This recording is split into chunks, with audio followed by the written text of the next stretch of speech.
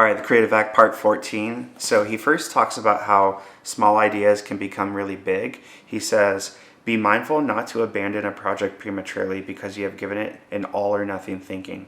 When you acknowledge a weakness, always consider how it could be removed or improved before discarding the entire piece.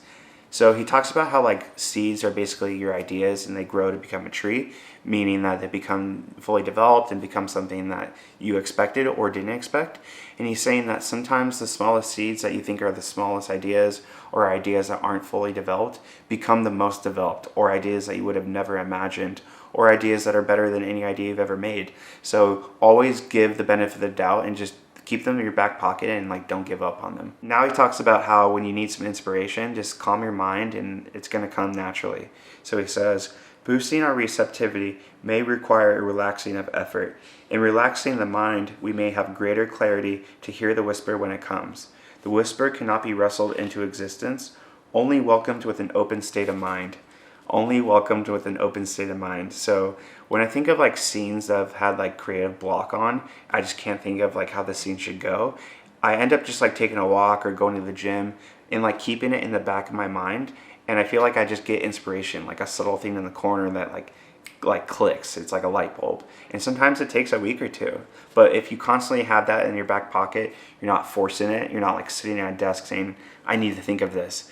It's going to naturally come because I feel like as an artist, you need inspiration kind of flowing to get inspiration to create something of your own. Also, he mentions that the best ideas come naturally and unexpected. Let go of the control. Release all expectations about what the work will be. Approach the process with humility, and the unexpected will visit more often. Many of us are taught to create through sheer will. If we choose surrender, the ideas that want to come through us will not be blocked. The ideas that want to come through us will not be blocked. I think that's so great. Like I've been learning music production, for example, and I feel like when I just like experiment, like as if I'm like a scientist in the lab just experimenting, like ideas just kind of happen. Like I'm like, oh, I didn't expect that, but that's kind of cool sounding. And so I definitely understand if you just like kind of approach your work, like you're not like set in stone on like a narrow direction of how things should go.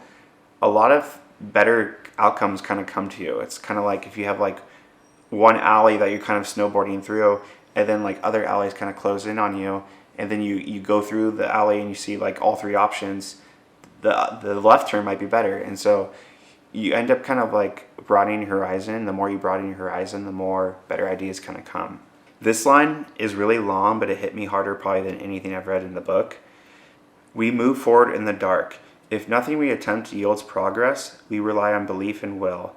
We may take several steps backward in the sequence to move ahead. If we try experiments and none of them work, we have a choice. We can take it personally and think of ourselves as a failure and question our ability to solve the problem, or we can recognize we've ruled out 10 ways that don't work, bringing us that much closer to a solution. For the artist whose job is testing possibilities, success is as much ruling out a solution as finding one that works. It's crazy. I feel like, for example, film, when I started learning film, it was so intimidating, but as I learned more, I had more confidence to actually try it out. And so after doing some short films in school, I ended up deciding to do some short films of my own. And I felt like they were all naturally getting better and better. And I always think about it now because I just wrote a script last year that I'm most proud of. I literally told my friends, I wouldn't have thought of this idea or even had the confidence to do it, or it wouldn't have been this good if I didn't make all those short films before it, because I was testing things out. I was experimenting. I was getting better at my craft. And so sometimes you might make, for example, 10 bad short films, and that 11th one would be like really good, but you can't make that 11th one if you didn't make like the 10 bad ones. And so it really is just like an experimentation where you're literally just like going up to the plate, taking a swing. You might strike out, and then eventually, out of nowhere, a home run might come.